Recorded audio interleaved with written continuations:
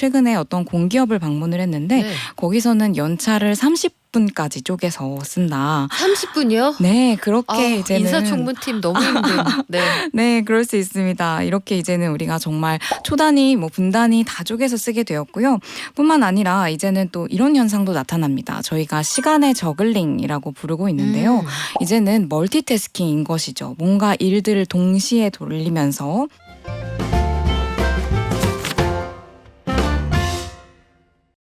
올해도 다 갔구나 싶으세요? 캐롤이 흘러나오고 크리스마스 장식은 10월부터 등장을 했습니다. 올해를 마무리하면서 우리가 또 해야 되는 거, 내년에 어떤 트렌드가 시장을 석권할 거냐, 이걸 우리나라에서 제일 발빠르게 제일 열심히 준비하는 분들이 계십니다.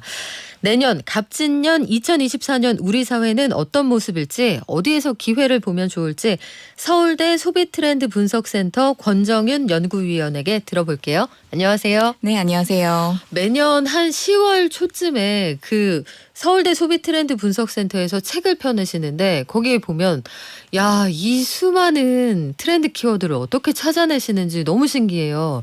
그런 소스들은 어떻게 발굴을 해내십니까? 네, 저희가 정말 많은 자료를 참고를 하고 네. 있습니다. 그래서 소비자들도 직접 만나고요. 또 각 산업에 계신 전문가분들도 만나서 인터뷰를 하고 뿐만 아니라 이런 카드사 구매 데이터나 아니면 소셜 빅데이터나 여러 가지 자료를 총동원해서 자료를 찾습니다. SNS도 막 들여다보세요? 네, 맞습니다. 네, 아주 중요한 사례로 또 참고를 합니다. 그렇구나. 역시 열심히 하시니까 그런 결과가 나오는 것 같은데 2023년 이제 올해의 끝을 붙잡고 올해는 어떤 게 메가 트렌드였는지 한번 복습을 좀 해볼까요? 네, 2023년에 굉장히 중요한 트렌드들이 많이 있었지만요. 저는 하나를 뽑는다면 평균 실종이라는 평균의 실종. 네, 맞습니다. 우리가 이제까지는 좀 대중적이고 무난한 것들을 주로 찾았다면 이제는 정말로 양극단화되는 그런 양극화가 벌어지거나 아니면 개개인의 취향이 굉장히 부각이 되는 N극화라고 저희가 이름을 붙였는데요. 정말 N명의 사람이 있으면 N개의 극이 생겨나는 그런 일들 벌어지고요. 또 마지막으로는 하나의 어떤 지점으로 다 쏠려버리는 쏠림 현상, 이런 것들도 심화되는 식으로요. 이제는 평균이 사라진다라는 게 부각이 됐습니다. 와, 장사하기 힘들다. 평균이 실종되고 N극이 만들어지면 장사할 때도 그 수많은 취향을 다 맞춰야 하고 사실 방송도 다르지 않거든요. 모든 사람이 듣고 싶어하는 어떤 콘텐츠를 만들어야 될까 되게 고민이 되는데 그래서 올해는 래빗 점프라는 키워드를 제시를 하셨어요. 그리고 새해 용띠해에는 드래곤 아이즈? 용의 눈, 이건 무슨 뜻이에요? 네, 용의 눈 하면 떠오르는 사자성어가 있으시죠. 활용점정이라는 사자성어입니다. 요즘에 인공지능 시대라는 말을 많이 합니다. 인공지능이 저희가 용의 그림을 그려봐라 했더니 정말 순식간에 80, 90%를 아주 멋있게 그려냅니다. 다만 우리가 이 용의 그림을 마무리 지을 때 이게 어떤 용이 될지는 우리가 어떤 용의 눈을 그려 넣느냐라는 게 바로 이 사자성어 활용점정의 의미인데요. 그것처럼 지금 이 인공지능 시대에 우리에게 필요한 게 무엇인가라고 했을 때 이런 어떤 우리만이 가지고 있는 인사이트, 이 한 끗을 다르게 만들 수 있는 그 역량이 정말 중요하겠다라는 메시지를 담아서 저희가 이번에는 드래곤 아이즈로 정했습니다. 한 끗 차이가 있어야 된다. 그게 격을 가른다. 트렌드 코리아 시리즈가 해마다 제시하는 10개의 단어 중에서 첫 번째 키워드, 이 전체 트렌드를 아우르는 단어들로 선정을 해오셨는데 이게 올해는 책을 보니까 분초사회로 정하셨어요. 이건 무슨 뜻입니까? 네, 1분 1초 할 때 그 분초입니다. 네, 시간에 대해 주목을 하는 것인데요.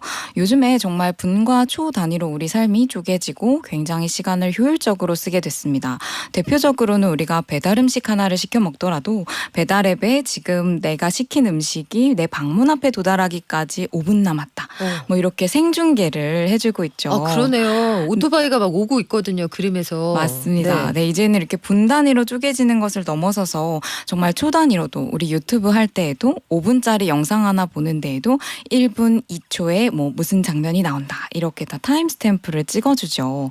이제는 이런 식으로 우리의 시간이 굉장히 쪼개지고 있는데요. 이러다 보니까 나타나는 현상이 시간의 낭비를 용납하지 않는 그런 현상들이 벌어집니다. 예를 들면 요즘 직장인들은 직주 근접 굉장히 중요하게 여기시고요. 어떤 길 위에서 앉아서 이렇게 시간을 보내는 그런 현상을 좀 싫어합니다. 뿐만 아니라 제가 최근에 어떤 공기업을 방문을 했는데 네. 거기서는 연차를 30분까지 쪼개서 쓴다. 30분이요? 네, 그렇게 이제는 인사총무팀 너무 힘든. 네. 네, 그럴 수 있습니다. 이렇게 이제는 우리가 정말 초단위, 분단위 다 쪼개서 쓰게 되었고요. 뿐만 아니라 이제는 또 이런 현상도 나타납니다. 저희가 시간의 저글링이라고 부르고 있는데요. 이제는 멀티태스킹인 것이죠. 뭔가 일들을 동시에 돌리면서 이런 것들을 굉장히 중요시하다 보니까 이제 사람들은 가격에 대한 가성비가 네. 아니라 시성비를 따진다라고. 오, 시성비는 무슨 뜻이에요? 네, 시간의 가성비입니다. 와. 네, 그래서 이제는 내가 시간을 이만큼 투자했을 때 이거에 얼마나 성과를 얻을 수 있느냐라는 거를 사람들이 굉장히 따지게 됐다라고 볼 수 있습니다. 시간이 최고의 재화라는 걸 사람들이 다시 한번 되새긴다는 건데 그러네요. 저만 해도 재미가 있든지 의미가 있든지 재미없고 의미 없으면 내가 왜? 이런 생각을 많이 하게 돼요. 그러면 월급보다 시급이다 이런 표현도 전보다 더 자주 쓴다고 하는데 사람들이 시간에 이렇게 굉장히 애착을 가지게 된 특별한 이유가 있을까요? 네, 요즘 이런 말 많이 들으시지 않으시나요? 저도 주변에서 많이 듣는데요. 좋은 옷 입고 명품 들고 이런 데 돈 쓰는 것보다 맛있는 거 먹으러 가고 좋은 거 보러 가고 경험에 돈 쓰는 게 더 좋다라는 이야기를 참 많이 듣습니다. 네. 이건 바로 우리가 이제 경험 경제에 살게 됐다라는 의미고요. 이제는 경험할 거리가 정말 많아졌습니다. 맛있는 것뿐만 아니라 콘텐츠 같은 것들도 넘쳐나고 있고요. 그래서 이제는 우리가 이 경험을 소비하기 위해서 꼭 필요한 자원이 있죠. 돈뿐만 아니라 시간이 정말 중요한 자원입니다. 그런데 이 시간은 사실 저희가 대출도 할 수 없고 저축도 할 수 없고 그러네요. 네, 한 번 네. 써버리면 돌이킬 수가 없습니다. 그러다 보니까 이제는 우리가 이 시간이라고 하는 것을 1분 1초도 낭비 없이 시성비 따지면서 써보자라고 하게 된 것이죠. 그렇군요. 생각해보니까 저도 처음 기자 됐을 때 강제로 저축을 인생에서 제일 많이 했던 것 같아요. 뭐 사회부 기자하고 이러면 돈을 쓸 시간이 없어요. 월급이 그냥 통장에 남아있어서 강제저축. 근데 이게 무슨 의미가 있나 이런 생각도 가끔 했던 것 같습니다. 그때는. 자, 시성비를 추구하면서 내 시간을 아끼는 방법으로 디토 소비라는 것도 한대요. 디토라는 게 뉴진스 노래 제목이잖아요. 네, 맞습니다. 미투라는 뜻 아니에요? 네, 맞습니다. 이하 동문, 나 완전히 동감이야 이런 뜻이죠. 저희가 이 디토 뉴진스 노래 제목이라서 정한 것도 있는데요. 그러셨구나. 네, 트렌디하죠. 노리셨어요. 네. 그런데 요즘 사람들의 이 소비를 봤더니 남들을 누군가를 혹은 어떤 특정 대상을 따라하는 소비가 나타납니다. 그래서 벌어지는 일은 우리가 이때까지는 뭔가를 소비할 때 구매 의사결정 과정이라는 게 있었습니다. 그래서 문제를 일단 내가 뭐가 필요하네 느끼고 정보를 탐색해서 대안을 비교하고 결정하기까지 수많은 과정을 거쳤는데 이제는 그게 아주 단순해졌습니다. 그냥 누군가를 따라하면 되는 겁니다. 그 누군가가 중요할 것 같은데요? 네, 맞습니다. 그래서 이제는 그 누군가를 고르는 게 굉장히 중요해졌고요. 나랑 가치관이 맞거나 아니면 이런 라이프 스타일이 비슷하거나 아니면 내가 저 사람은 진짜 믿을 수 있다. 혹은 이 브랜드는 내가 정말 믿을 만하다라고 하는 그 대상에 있어서 이제는 사람뿐만 아니라 어떤 이런 방송 콘텐츠가 될 수도 있고요. 또는 브랜드, 커머스 다양한 대상이 될 수 있습니다. 그렇군요. 이게 어떤 사람과 어떤 콘텐츠를 믿고 따를 거냐 요걸 선택하는 과정이 중요할 것 같은데 그렇다면 역으로 이 온라인 플랫폼이나 오프라인 쇼핑몰은 이제 사람들이 그냥 막 넘어오지 않아. 이 시성비를 따지는 소비자들에게 어떻게 소구할 거냐 이 전략을 짜는 게 중요하겠네요. 네, 맞습니다. 제가 이제 두 가지 말씀을 드리고 싶은데요. 사람들이 시성비를 따지기 때문에 이제 두 가지 전략을 모두 추구해야 됩니다. 하나는 사람들이 이제 조금 귀찮은 거, 조금 쓸데없다 싶은 그런 시간들은 최대한 줄이려고 할 겁니다. 그래서 조금만 요즘 온라인 웹페이지에 접속을 했는데 로딩이 안 되면 얼른 나가버립니다. 귀찮게 하면 안 보죠. 네, 그런 걸 이제 확 줄여주는 게 굉장히 중요할 것이고요. 뿐만 아니라 이제 방금 말씀해주신 것처럼 내가 시간을 투자하고 싶은 경험을 만들어주는 거 이게 굉장히 중요할 겁니다. 그래서 이제는 어떤 웹페이지에서도 매거진처럼 멋있는 이런 컨텐츠, 볼거리 이런 걸 제공을 한다거나 다른 데선 볼 수 없는 차별화된 어떤 콘텐츠를 제공하는 것 이런 게 중요해지고요. 그리고 여기에 덧붙여서 요즘 사람들은 미리 이게 시성비가 괜찮겠다 아니겠다를 판단하고 싶어하기 때문에 우리 항상 유튜브 제작할 때도 그렇죠. 미리 하이라이트 딱 미리 보기 같은 거. 그렇죠. 간보기 프로그램이 다 있죠. 네, 맞습니다. 앞에 15분 영상에 앞에 몇 초라도 이렇게 미리 보기를 넣어주죠. 그런 것처럼 이제는 사람들에게 기꺼이 시간 투자를 하게 만드는 이런 전략들이 굉장히 중요해진다라고 말씀드릴 수 있습니다. 그냥 일상적으로 보면 여러분 집에서 OTT 볼 때 항상 나오는 거 뭐 있어요? 왼쪽 상단에 오프닝 건너뛰기. 그거조차도 용납하지 않는 게 요즘 트렌드인 것 같아요.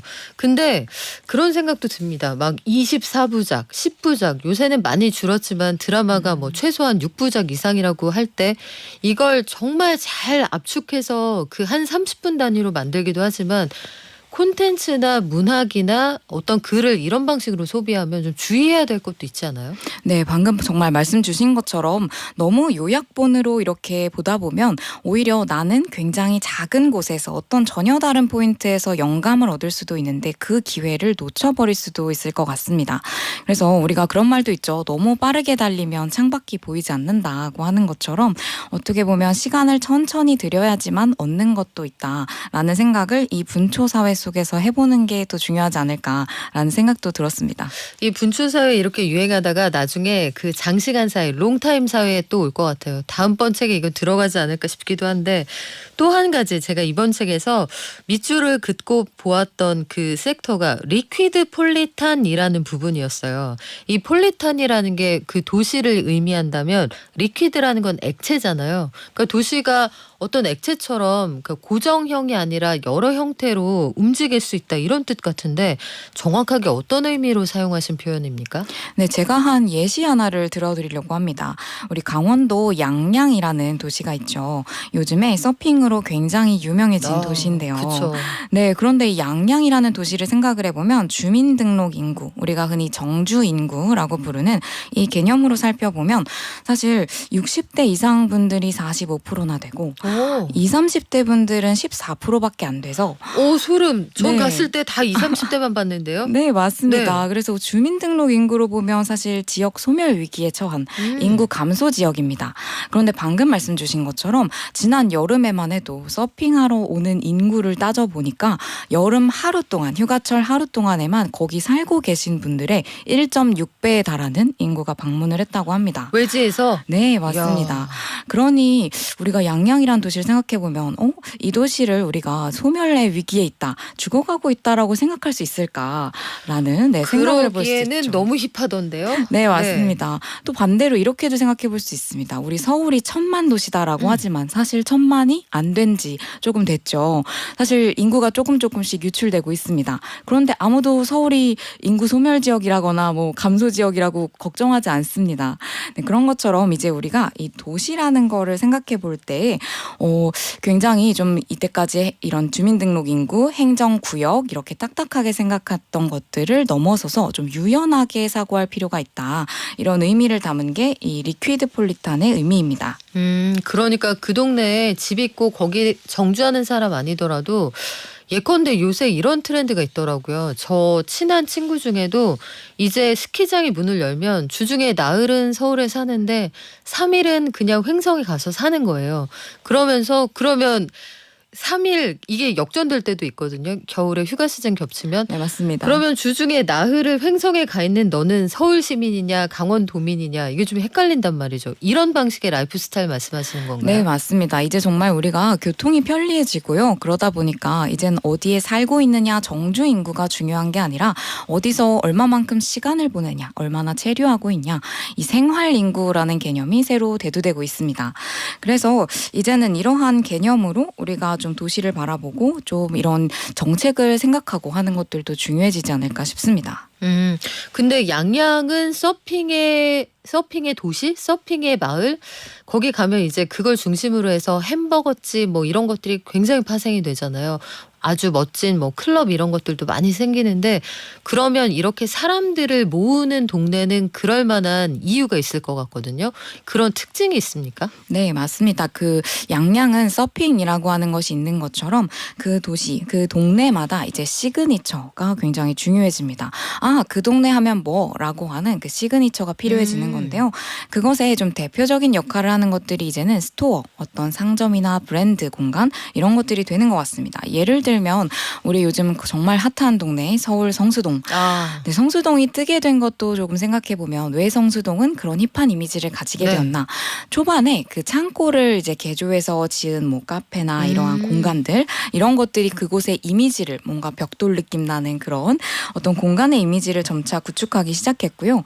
뿐만 아니라 제주도에는 이 탑동이라는 곳이 있습니다. 이곳에는 이제 초반에 어떤 한 이제 사업가 분이 거기에 좀 이제는 사람들이 찾지 않는 그 극장 건물이 있어서요. 그것을 이제 뮤지엄으로 다시 바꿨습니다. 그러고 나서 그 주변에 이제 다른 어떤 업사이클링 브랜드 이런 네. 것들이 들어오고 비슷한 결을 가진 브랜드들이 들어오면서 그곳은 이제 도시 재생이라는 어떤 이미지를 가진 동네로 탈바꿈하게 됐습니다. 그래서 이제는 우리가 어떤 동네를 생각할 때에도 그곳만이 가지고 있는 어떤 페르소나 이런 걸 만드는 게 굉장히 중요할 것 같습니다.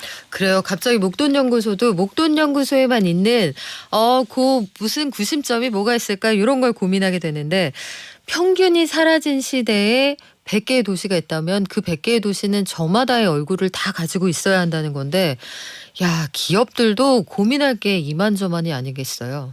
네, 맞습니다. 이게 단순히 지방자치단체의 어떤 정말 관심사만이 네. 아니고요. 이제는 기업들도 여러 가지 측면에서 이러한 리퀴드 폴리탄을 생각해 볼 필요가 있습니다. 예를 들면 뭐 지역 프로젝트에 요즘 최근에 이런 기업들의 사례가 나타나고 있는 게 지역사회를 살리려는 프로젝트에 적극적으로 투자를 하거나 아니면 이 기업들이 가지고 있는 마케팅 노하우라든지 운영 전략 이런 것들을 같이 활용하는 이런 현상들도 벌어지게 되는데요. 이것을 지역사회의 사회공헌의 하나로 볼 수도 있고요. 뿐만 아니라 우리의 이런 라이프 스타일이 다양해지고 좀 그럴수록 우리들의 창의성이 생겨나고 우리 사회에 이 혁신이 발생을 하면서 새로운 먹거리를 찾을 수 있게 되지 않나. 그런 점에서 기업들도 이런 변화에 좀 주목을 해봐야 되겠다 싶습니다.